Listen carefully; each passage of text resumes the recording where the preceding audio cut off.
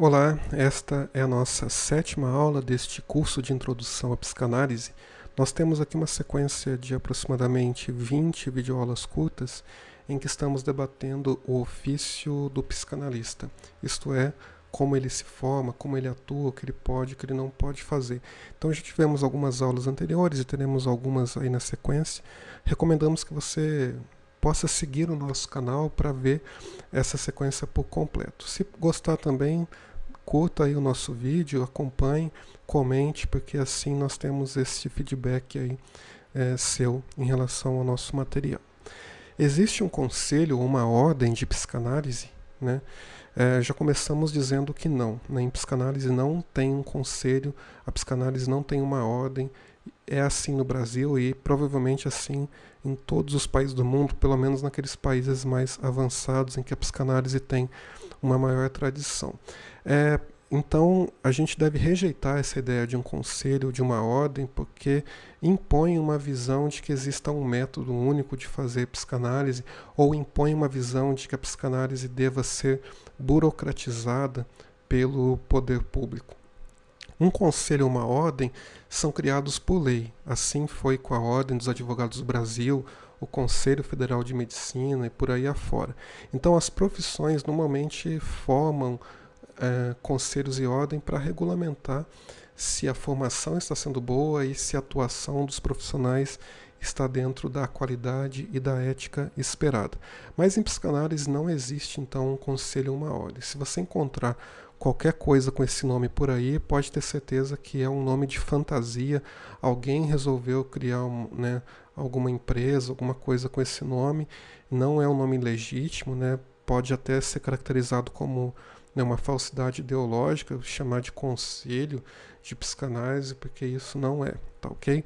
Então, nós não temos um conselho ou uma ordem de psicanálise no Brasil, porque Freud e os grandes autores sempre defenderam que a psicanálise deveria ser dinâmica, estar aberta a profissionais de diversas áreas e, com o passar do tempo, aconteceram contribuições de profissionais que criaram linhas, ramificações dentro da psicanálise. Por exemplo, você pode ter uma psicanálise mais junguiana, mais lacaniana, mais voltada para Winnicott, para Melanie Klein, por exemplo, que são grandes autores, ou mais focada na teoria do Freud, ok? Então, isso é permitido, isso é legítimo, isso é um debate que é resultado de um processo de psicanalistas que se envolvem em grupo para debater os temas, para aprimorar.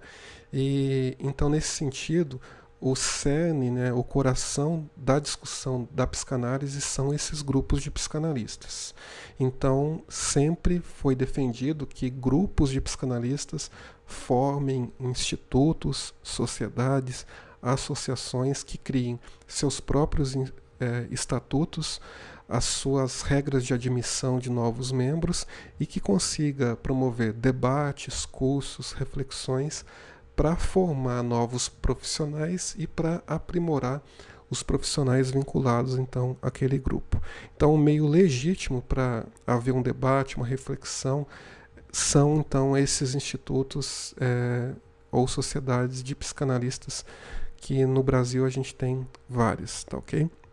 No caso, por exemplo, o nosso Instituto Brasileiro de Psicanálise Clínica, que é um instituto que fundamenta o nosso curso de formação, que reúne os professores psicanalistas para criar um método, criar uma metodologia completa, um material didático para formar novos profissionais e depois de formados, esses profissionais podem ter então a supervisão do nosso próprio grupo de psicanalistas.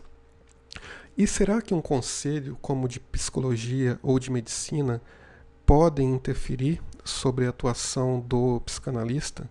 Na verdade, esses conselhos não têm competência para atuar sobre psicanalistas, para punir um psicanalista, ok? O conselho de psicologia simplesmente fiscalizam profissionais graduados em psicologia que tiraram o CRP, a carteirinha do Conselho Regional de Psicologia. O Conselho de Medicina fiscaliza os médicos habilitados, vinculados então a esse conselho, tá ok? Então esses conselhos eles podem sim denunciar profissionais, e aí não só psicanalistas, mas profissionais de qualquer área que estejam praticando de forma inadequada a profissão. Por exemplo, qualquer pessoa que receitar, prescrever medicamento que não for médico, está sujeito a uma punição do poder público. Tá ok? Qualquer pessoa que aplicar testes psicológicos sem ser um psicólogo está sujeita à punição do poder público. Não precisa ser um psicanalista, pode ser um terapeuta de qualquer outra área, pode ser uma pessoa que não tem nenhuma atuação clínica, tá ok? Agora, você como psicanalista, se estiver usando como central o método da psicanálise, você tem uma formação em um curso livre vinculado a um instituto de psicanalistas, você não pode sofrer nenhuma retaliação, nada em relação a esses conselhos ou mesmo do poder público estadual ou federal. Por quê? Por conta daquilo que nós já discutimos nos outros vídeos. A psicanálise é uma ciência, um método leigo, laico, não restrito a médicos ou psicólogos. O próprio Conselho Federal de Medicina, como vimos no vídeo anterior, reconheceu a psicanálise como não restrita a médicos. O Conselho de Psicologia também reconhece a psicanálise como não vinculada à psicologia, a menos que você, obviamente, extrapole os limites da psicanálise e comece a fazer atribuições desses outros profissionais. Obviamente que se você for um médico ou se você for um psicólogo, você pode usar a psicanálise, pode prescrever medicamento, ou usar, se for médico, ou usar outras metodologias terapêuticas se for um psicólogo. Então, se você é apenas psicanalista e não tem uma dessas duas formações, você pode sim atuar com a prática clínica. Você pode ter seu consultório e adotar a metodologia da psicanálise, tá ok? Sem invadir esses outros ofícios. Então, os conselhos não têm competência para atuar, para fiscalizar sobre psicanalistas.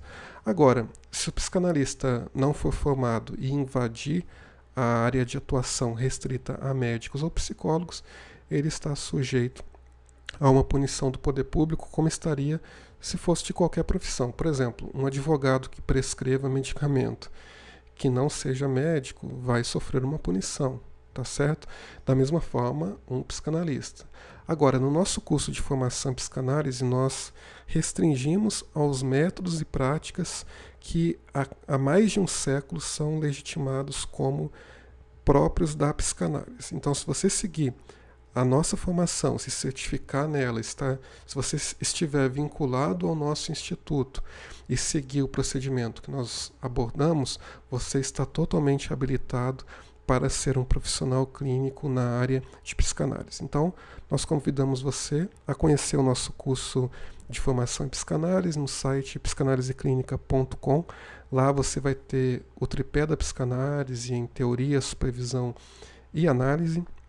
É um curso totalmente online que você consegue fazer no momento, no horário que você puder, dentro do seu espaço de tempo, em qualquer lugar do Brasil em que você esteja, e com isso você ser habilitado para atuar como psicanalista se você se sentir chamado durante o curso para isso, ok?